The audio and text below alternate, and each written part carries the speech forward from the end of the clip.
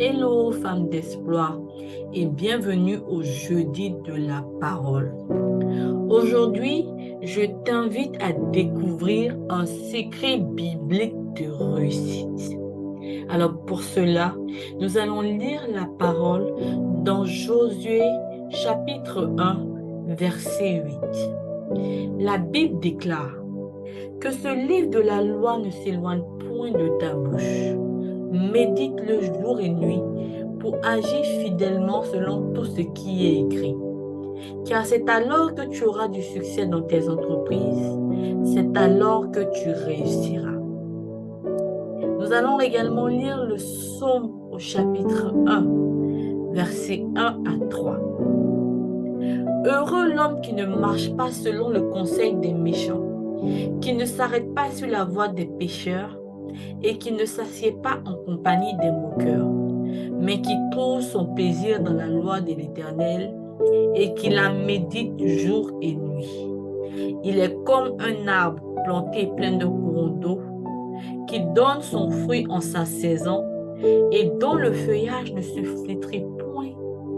Tout ce qu'il fait, lui réussit. Nous allons également lire Deutéronome chapitre 29 au verset 9. La Bible déclare, vous observerez donc les paroles de cette alliance et vous les mettrez en pratique afin de réussir dans tout ce que vous ferez. Et la dernière lecture, elle se trouve dans 1 Roi, chapitre 2 au verset 3. La Bible déclare, observe les commandements de l'Éternel ton Dieu en marchant dans ses voies et en gardant ses lois, ses ordonnances, ses jugements et ses préceptes, selon ce qui est écrit dans la loi de Moïse, afin que tu réussisses dans tout ce que tu feras et partout où tu te tourneras. Amen. Alors, comme on a pu le voir, les différents versets que nous venons de voir nous parlent de réussite. Alors, j'aimerais d'abord te demander, qu'est-ce que c'est que la réussite pour toi? Qu'est-ce que réussir sa vie? Alors, réussir sa vie, ce n'est pas devenir milliardaire. Réussir sa vie, ce n'est pas posséder des centaines de maisons, pardon. Réussir sa vie, ce n'est pas être populaire. Réussir sa vie, c'est plutôt atteindre le but que Dieu a fixé pour notre vie. Réussir sa vie, c'est respecter la feuille de route assignée à notre vie. Réussir sa vie, c'est faire la volonté parfaite de Dieu. Et Dieu nous donne ici un puissant secret pour le faire. Et ce secret, qu'est-ce que c'est? C'est méditer sa parole nuit et jour et agir fidèlement selon elle. Vous l'aurez compris, la méditation de la parole de Dieu est un excellent secret de réussite. Il est facile de perdre l'habitude de la méditation lorsqu'on est emporté dans notre train-train quotidien, alors que la Bible regorge de tellement de secrets qu'une vie entière ne serait pas suffisante pour tout connaître. Mais plus tu y passes du temps, plus ces secrets te seront révélés. Quand on parle de méditation, on parle de passer du temps dans la présence de notre Dieu. Et la Bible déclare dans Jean 1, au verset 1, au commencement était la parole, et la parole était avec Dieu, et la parole était Dieu. La parole est Dieu. Ce qui veut dire que quand tu médites ta Bible, tu es en train de parler à Dieu.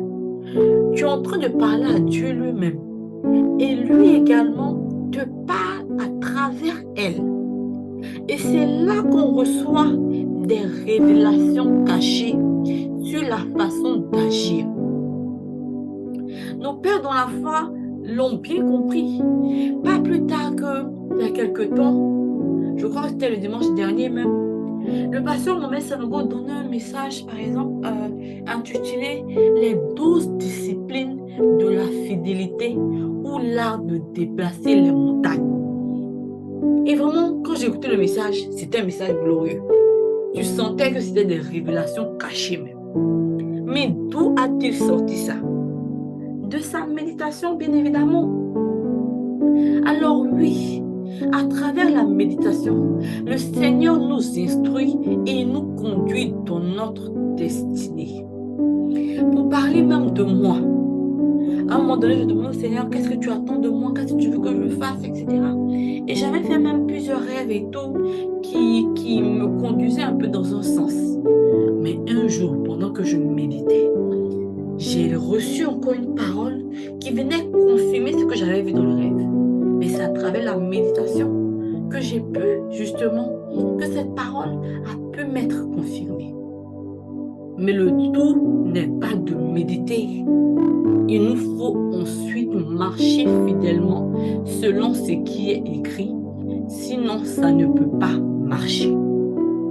Alors, femme d'espoir, donne-toi une discipline de méditation et agis fidèlement ce que le Seigneur t'aura dit. Et tu verras que la réussite sera ton partage au nom de Jésus. La Bible a donné un exemple. Ton fruit, tu donnes ton fruit en ta saison. Tu es comme un arbre près d'un courant d'eau. Alors vraiment, je t'exhorte à le faire. Que Dieu te bénisse.